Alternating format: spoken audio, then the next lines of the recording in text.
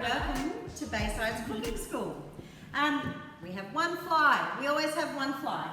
Okay. Is that where it came from? So today we are doing a chili con carne, which is a Tex-Mex dish, a very famous dish. And in the 80s and 90s in Australia, that's what we thought Mexican food was. We thought it was chili con carne. Con carne means with meat. Okay. So first thing that we're going to do is heat up our fry pan. Now we're doing it for a large group, so perhaps you would be doing it at home. So we're going to let our fry pan heat up a little bit, and then we're going to add the oil and the onion and garlic and cook that down for a little bit. Then we're going to brown our mince, which is going to make the chili con carne. We're going to use some beautiful spices today. As usual, we're using smoked paprika, ground cumin and ground coriander. Okay, so that's going to give it that real aromatic. If you like, you can put a tiny pinch of cinnamon in as well, which is a very authentic kind of northern Mexican near the border type spice to use. So just a little bit of olive oil or whatever oil you have at home, enough to be able to cook the garlic and now it's not quite hot, so I probably would like it a little bit warmer, but for the sake of our demonstration, we're going to carry on. Alright, so I might just turn up my heat just a wee bit to heat my pan. And we've got great heat here. Thank you, Miss. Okay.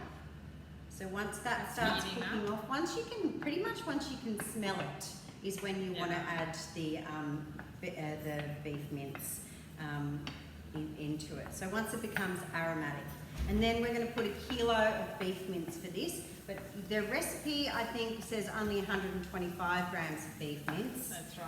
Which is a portion for one. So a kilo really is a portion for about 6 to 8. That's right. Okay, so you can stretch this kilo to serve a lot of people. You can, and if you wanted to stretch it even more, instead of putting 1 can of beans, which we're going to put in later, you could put 2 cans of beans in, and you could actually do this for your family for 2 nights, and you could freeze the mince in a container. And just use it when you're ready. So I'm going to put the mince in now, and Mr. Flussy is going to brown the mince off. So it's a little bit of work. You kind of got to get in there and use your muscles. Okay, and she's just going to separate it all.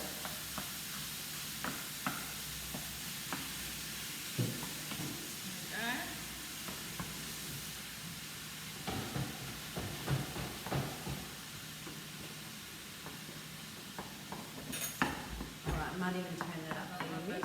So I've got it on a really high heat now because we really want that nice browning to happen. So add mince and break it using a wooden spoon and allow meat to cook until browned.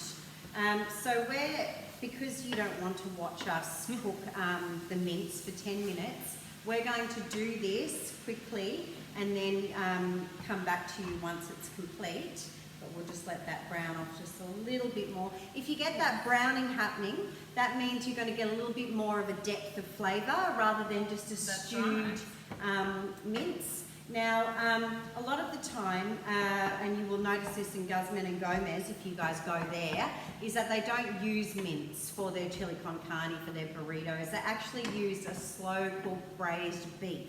So if you wanted to be more authentic, you could slow cook oyster blade or a piece of brisket really, really slowly for 6 hours. You can Google that, and you can use that beef in this, which is what I do at home. I don't use mince when I make chili con carne or Mexican food because I just don't like the texture of it, although it's very popular around here. And very easy. Yes, and that's right. Easy and affordable. Exactly.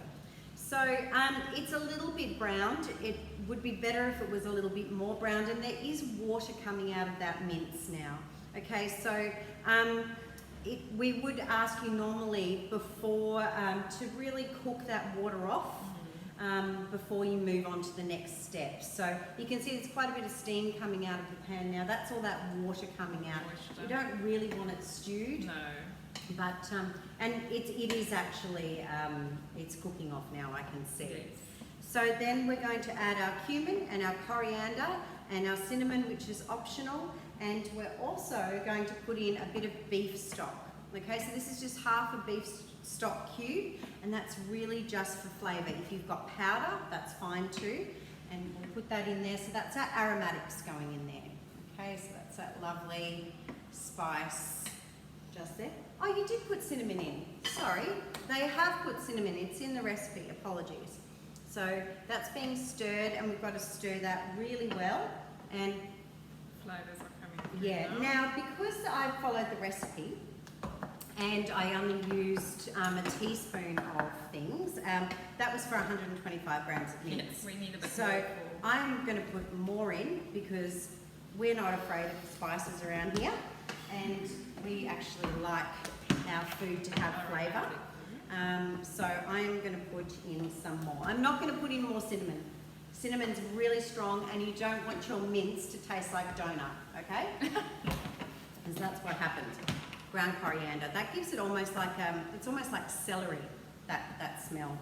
If you don't have these spices, just add lib, and you actually might have those packets at home, the you know, taco seasoning and all that. You can totally use that too. That's fine. All right. So we've got our. Now I'm going to add our beans. Now, before you all start groaning about the beans, these are black beans, okay? And you can buy them in the supermarket. They're the Edgel's ones are the best. And they're not kidney beans, and everybody always hates them. To make this go further, and to make it fill it with a bit more fibre and to make it more authentic, put the beans in there and give it a try. You can't taste them, but they actually take on the flavour of your chili con carne, so it's totally fine. We're also going to put in some tomato paste, and is there a tin of tomato around here? Can you guys grab a tin of tomato, please?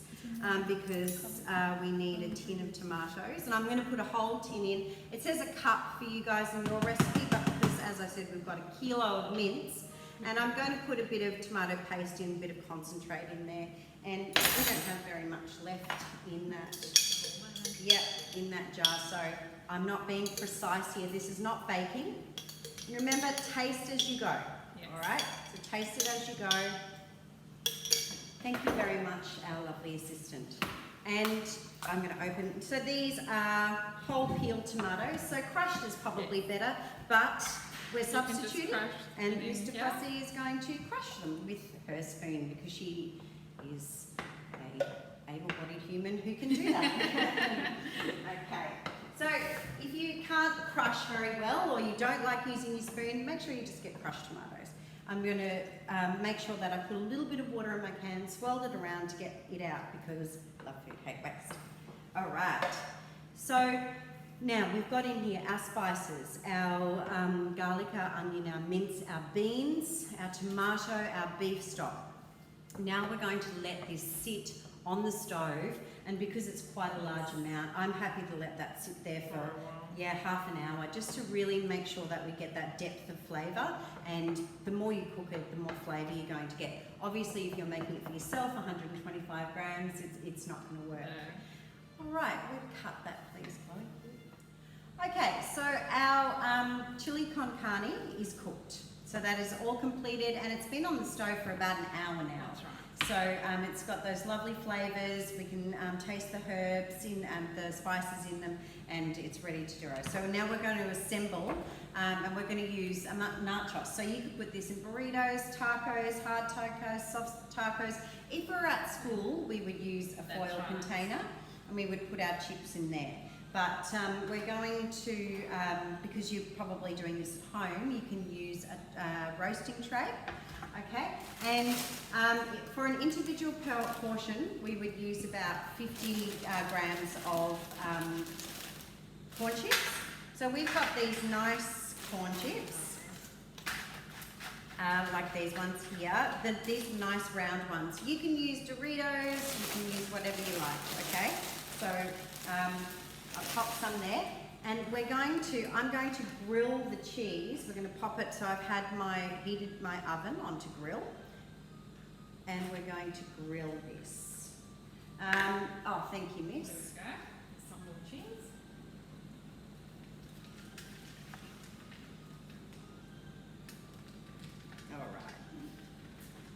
not sure where that's coming from. Okay, so Mr. Plus C is going to take it to the oven for me. So while that is grilling, and it won't take long, and I would almost say, folks, to stand in front of it, because it can literally go from melted to burnt very, very quickly. So that's the grill setting on your oven, and it'll be like a little squiggly bar on your oven. If you've got a grill, just be careful that you're not touching the grill on your oven, because whoever's at home is going to get really mad at you if you burn something in the kitchen, or you have grilled cheese stuck to the grill. It's really difficult to clean. So just like take a look at your setting, get to know your oven a little bit, and have a look at the grill function of your oven. Now, it's really up to you how you want to customize the nachos. So we're going to put the beef on, it's still warm, on the top of the melted cheese. You guys can put the beef on and then you can melt the cheese. It's up to you, but this is just the way that I do it at home, so I'm showing you that. I've got some guacamole. You can make some guacamole if you like. You can make a nice fresh salsa, and since we're waiting for it to grill, I might actually just do that. All I'm going to do, actually I'm not even going to make a salsa, I'm just going to dice what I have left over from our tomato from our previous stem, which is half. Because the thing with nachos is that it's much better when it's fresh, when you've got some fresh elements, okay? So if you just have beef mince and cheese and sour cream and chips, it is awful, okay? It makes it really rich and it doesn't make it good eating at all. Okay, so we want some freshness. I've got some sliced spring onion here, I've got some chopped tomato, and I've also got some coriander. Okay, so it's up to you. If you don't like coriander, you don't have to put on. If you don't like fresh tomato, sometimes when I'm at home, I actually mandolin some cabbage, and I put some really finely shredded cabbage on the top of it just to give it some freshness. So I'm going to put some coriander there. You can chop up the stalks if you like. If you love coriander, chop them up, they'll be delicious. And I've also got some jalapenos, which you can put on as well. You can dice those up. I might do that because why not? So dice them up. And what you can do with your family is that you can put the dish in the middle of the table and they can help themselves. It can be a little bit tricky to serve, so you've got to get a really big spoon and kind of put it underneath it and get some tongs, because you'll see when I show you it's all kind of stuck together. We're just about ready. Thank you. Should have thought of that. All right. Yay, that looks great. It's a little bit underdone, but we're pushed for time. So you can see it's some bits are crispy and some aren't, but that's really nice. And Mr. Posse used some mitts. Don't forget that, because often when you're grilling you can forget. So I'm going to use a wooden spoon, which isn't an ideal thing to serve with, but you know, I've got some skills, so it's okay. When you're doing this, make sure you put your pan close to your saucepan. Okay, so you're not going over your kitchen bench and leaving a great big mess for you to clean up, because you don't want to create more jobs for yourself, okay? So I'm putting it all on top of here. It's up to you. You know your family, you know yourself how much meat they're going to eat on it. Now for our vegan and vegetarian friends, I've put a vegan chili link on our OneNote, okay? So you can make that. So that's looking pretty good now. So what I do is I get some guacamole and I kind of dot it around the actual dish itself like this, because when my family's taking it, they all want guacamole, they all want sour cream, so they can actually take the blob of it. Then I'm going to put some sour cream on as well. Okay, so I kind of put that next to it because you really do want that on your both those flavours on the dish, yep. And then I'm going to add my nice fresh element. Okay, so I'm going to sprinkle over my beautiful fresh tomato and some jalapeno. Okay, so which is effectively making it a salsa. And I'm going to put some lovely coriander on it. And then I'm going to put some spring onion. Now you can see that this looks really lovely and fresh. And I'll just show you there. So you can see that looks really inviting and delicious. Not a grey, gross mess of minced beef and weird corn chips. So you want it to actually look inviting to eat for your family. And that is our chili con carne. Lovely. That looks like a lovely lunch or dinner. It does. We might get stuck into it. There we go. Once again, we would like to thank our assistants today, the lovely Chloe and Brittany.